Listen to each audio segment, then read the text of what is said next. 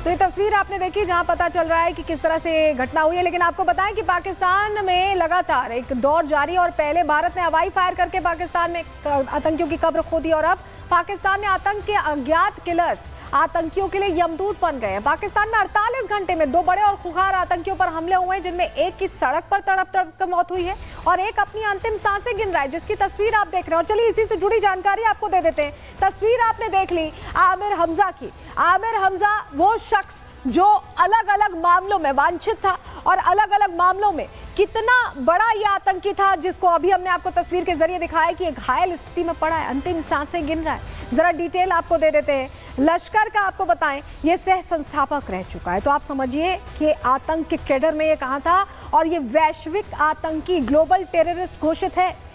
US ने 2012 में इसे ग्लोबल टेररिस्ट घोषित किया था और लश्कर और जमात के लिए इसका काम था कि ये फंड जुटाया करता था। भारत में 8 बड़े आतंकी हमलों में ये शामिल रहा है और 1998 से भारत के खिलाफ ये साजिश रचता रहा है। हमजा को आईएसआई के प्रोटेक्शन में अब तक रखा गया था और अब ये बहुत बड़ी बात है कि एक तरह से ये बड़ी कार्रवाई सामने आई है। लेकिन जरा आपको बताते हैं कि इसकी टेरर कुंडली कितनी लंबी, कितनी अलग अलग घटनाओं में ये शामिल रहा है और अपने आप में ये बड़ी बात है कि फिलहाल ये अंतिम सांसें गिन रहा है। जानकारी जल्दी से आपको देते हैं। 1998 में वंधावा नरसंहार में इसका नाम सामने आया था। चित्ती सिंहपोरा नरसंहार में भी ये शामिल रहा है। संसद पर जो आतंकी हमला हुआ था उसका मास्टरमाइंड इसे बताया जाता है।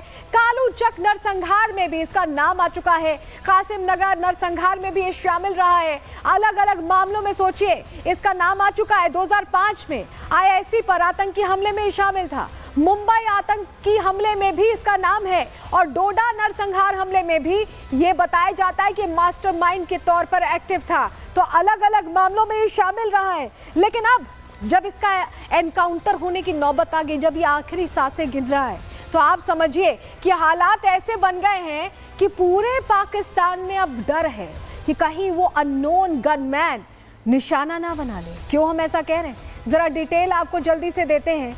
दरअसल एनकाउंटर जिस तरह से हुआ उसके बाद मंगलवार को हमजा पर अटैक होता है।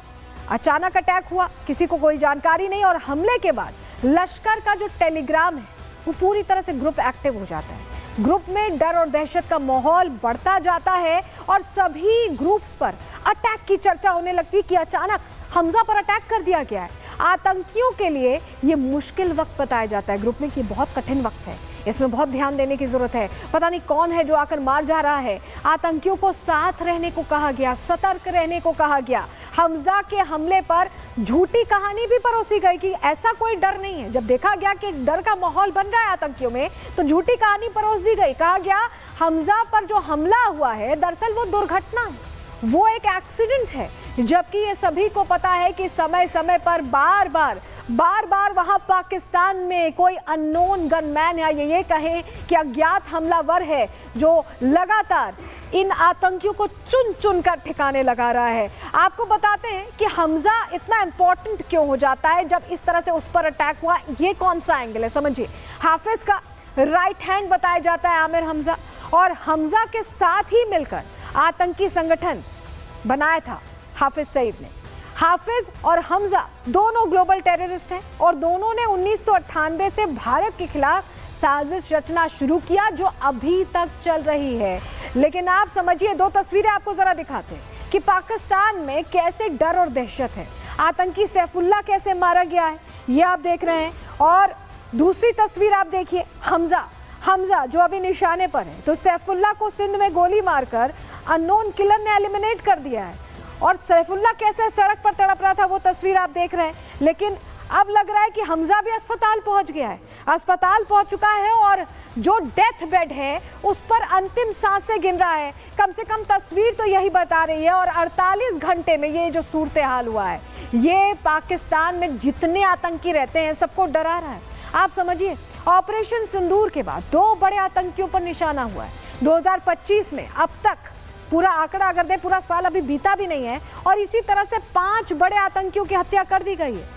3 साल का अगर आपके सामने आंकड़ा रखें तो 22 बड़े आतंकियों की हत्या इसी तरह से हुई है। अज्ञात हमलावर ऐसे ही आते हैं और अचानक निशाना बनाकर चले जाते हैं। तो इस तरह के हालात लगातार वहां पाकिस्तान में बन रहे हैं और यही वजह है कि आतंकी अब डर के साए में जीने को मजबूर हो गए। उन्हें लग रहा है कि कहीं वो अननोन गनमैन उन तक ना पहुंच जाए। उनकी क्राइम कुंडली जिस तरह से सामने आ रही है वो कई प्रश्न खड़े कर रही है, ये हम आपको बता रहे हैं। लेकिन जरा आपको बताते हैं कि ऐसे अननोन किलर निशाना बना रहा है और डर और दहशत फैला रहा है। मई 2025 की ही तारीख, अब से 48 घंटे पहले की ही तारीख थी जब सैफुल्लाह खालिद को मौत के घाट उतारा गया और आतंकी हाफिज सईद का ही एक करीबी है। अगली तस्वीर देखिए, अप्रैल 2025 की ये तस्वीर है जहां कारी एजाज आबिद को मौत के घाट उतारा गया। ये भी आतंकी मसूद अजहर का करीबी बताया जाता है। मार्च 2025 में फैजल नदीम उर्फ अबू कताल, इसको मौत के घाट उतारा गया। ये आतंकी हाफिज सईद का भतीजा है। लिंक देखिए आप, मार्च 2025 में ही मुफ्ती शाह मीर आईएसआई का ये अंडर कवर एजेंट था, इसे अननोन किलर ने निशाना बनाया। फरवरी 2025 में मौलाना काशिफ अली को निशाना बनाया गया जो कि लश्कर तैयबा की राजनीतिक शाखा का चीफ था, सब कुछ संभालता था, उसे मौत के घाट उतार दिया गया। तो ये जो फहरिस्त है इस साल की, ये बता रही है कि कैसे एक एक नाम लिस्ट में है और एक एक नाम को देखकर बाकायदा हिसाब हो रहा है। अगला नंबर किसका है जरा आपको बताते हैं। हाफिज सईद टारगेट नंबर 1 है। वजह क्या है? ये मुंबई हमले का मास्टरमाइंड है और लश्कर तैयबा से जुड़ा हुआ है, लगातार एक्टिव है, लगातार जहरीले बोल बोलता है। इसके बाद सैयद सलाउद्दीन की बारी आ सकती है। हिजबुल मुजाहिदीन ये जो संभालता है, ये कश्मीर में आतंकी फैक्ट्री अभी भी खोलना चाहता है, इसका नंबर भी आ सकता है। मसूद अजहर तो हमारे रडार पर है ही। जैश ए मोहम्मद से जुड़ा नाम और अभी तो 14 परिवार के लोग इसके ऑपरेशन सिंदूर में खत्म हुए हैं। पुलवामा और संसद हमले का ये दोषी है, इसीलिए इसका भी हिसाब होगा ऐसा लग रहा है। इसके अलावा अब्दुल रहमान लखवी का भी नंबर आ सकता है। ये लाल किले पर हमले का आरोपी है और अलग अलग आतंकियों में, ये आतंकी गतिविधियों में शामिल रहा है। अब्दुल रहमान मक्की की हम बात कर रहे हैं और आप समझिए कि ये वो लोग हैं जो टारगेट पर हैं और इनकी खबर कभी भी आ सकती है। ये 2 तस्वीरें आपको इसलिए दिखा रहे हैं क्योंकि आप समझिए कि बिलावल भुट्टो ने यह माना था कि पाकिस्तान का हाथ लगातार इस तरह की गतिविधियों में रहता है। लगातार वो कोशिश यही करते हैं, पहले किया करते थे, अब कह रहे हैं कि नहीं करते।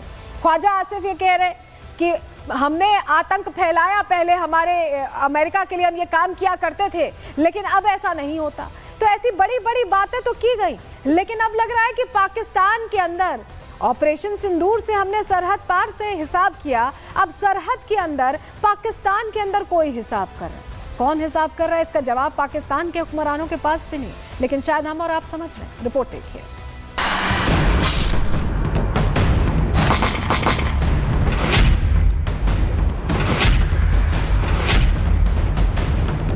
ऑपरेशन सिंदूर के जरिए